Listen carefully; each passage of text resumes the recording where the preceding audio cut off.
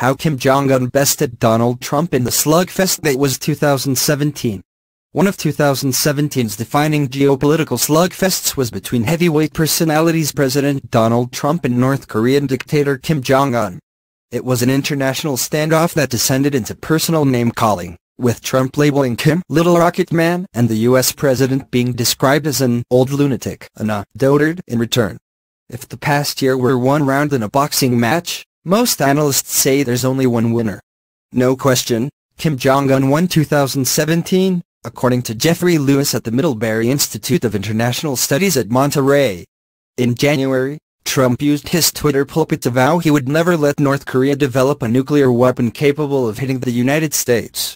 However, since then Kim has demonstrated large leaps down the road to achieving this goal. The past 12 months saw North Korea test its most powerful nuclear weapon to date, a massive detonation it claimed was a hydrogen bomb, as well as launching its first 3 intercontinental ballistic missiles, the last of which it said could reach anywhere in the United States. To threaten the US with a nuclear weapon, North Korea needs more than just a powerful rocket. It also has to build a lightweight warhead and a re-entry vehicle capable of withstanding a high-speed trip through the Earth's atmosphere. Although it hasn't publicly demonstrated these components yet, some experts think it could build a nuke capable of hitting the US as early as next year. Others speculate it already has. Meanwhile, in early December, a North Korea spokesman said military exercises combined with a series of violent war remarks coming from the US high-level politicians amid such circumstances have made an outbreak of war on the Korean peninsula an established fact. The remaining question now is, when will the war break out? For all his bluster, Trump has seemed powerless to stop North Korea's technological march. Kim may be only a few tests away from having a weapon capable of wreaking unimaginable destruction, and that is a threat, not only to Northeast Asia, but to global peace and security, said Jean H. Lee, a global fellow at the Woodrow Wilson International Center for Scholars. North Korea is on the cusp of a nuclear breakthrough that has held the world in thrall, Lee added. No matter how Trump spins it, this is a win for Kim, who has used the standoff as a pretense for ordering tests that have commanded the attention of world leaders and make him look strong at home with the North Korean people. Most agree North Korea doesn't want to launch an unprovoked attack. Doing so would be suicide given the scale of the likely retaliation. But it could use its bombs as a deterrent to stop the US trying to topple the Kim dynasty.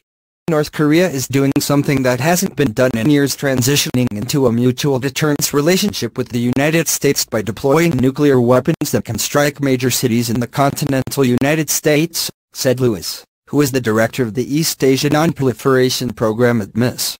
This is a really significant moment.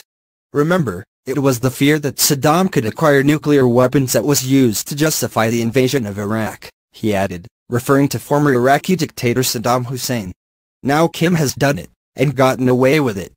Trump's response has been muddled and demonstrably ineffective, according to his critics. Many of these same experts also blame the so-called strategic patience of President Barack Obama failing to deal with what was then a growing problem. But Trump's strategy doesn't appear to have been much more effective. He has jettisoned Obama's measured tones in favor of matching the apocalyptic language that has long been a tactic of the rambunctious North. In August, he threatened Pyongyang with fire and fury and tweeted the US military was locked and loaded. A month later, he told the United Nations General Assembly he was prepared to totally destroy North Korea, a country of 25 million people who suffer more than anyone under Kim's brutal regime. While the United Nations Security Council passed tougher sanctions against North Korea on Friday, the president has not followed through on his earlier threats, however, and his ultimatums do not appear to have slowed the pace of North Korea's nuclear and missile programs. In fact, some analysts say that, rather than bringing Kim to heel, Trump's combative words increased the likelihood of a misunderstanding that could lead to war.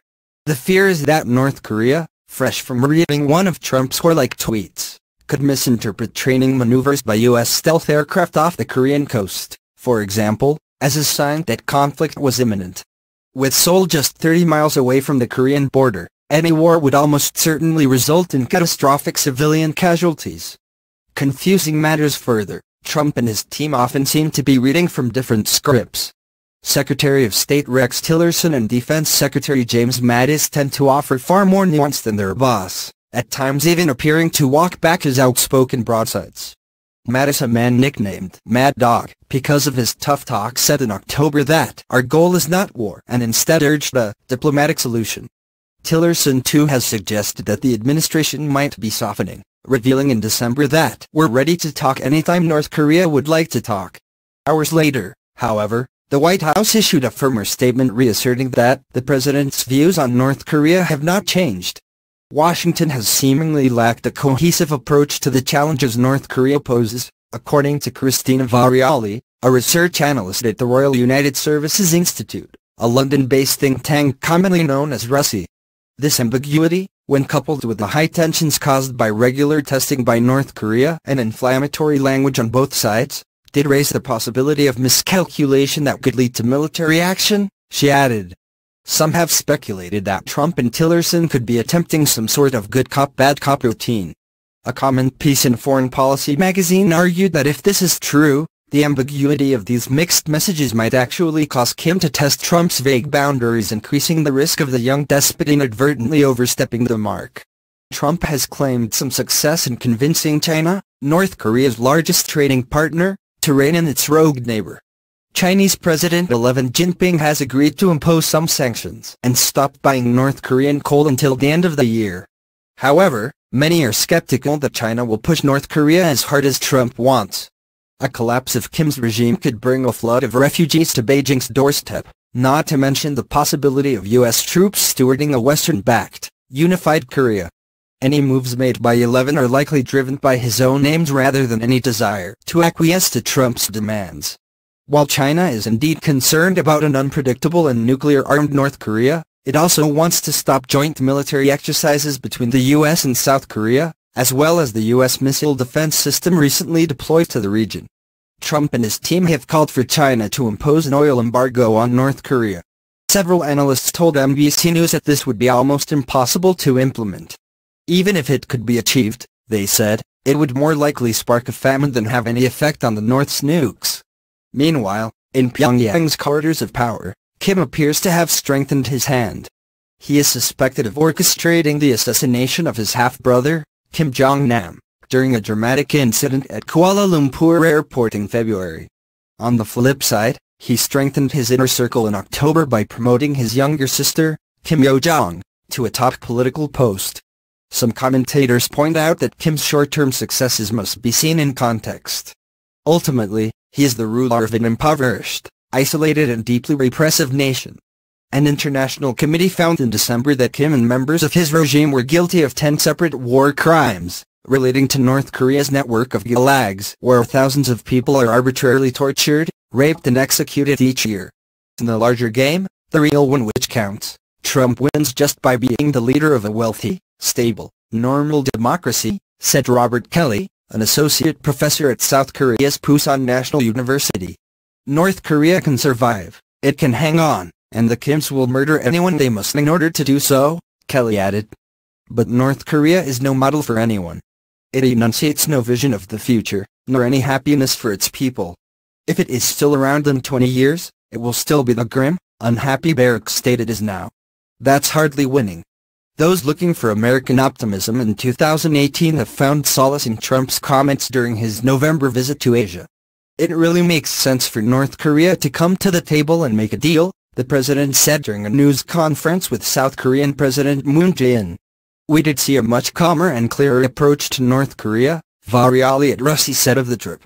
Although there is a long way to go before this issue stops contributing to international headlines, maybe this will set the tone for a more collected 2018 policy that can contribute to risk reduction on the Korean peninsula. Others see next year as an opportunity for the U.S. to make up lost strategic ground.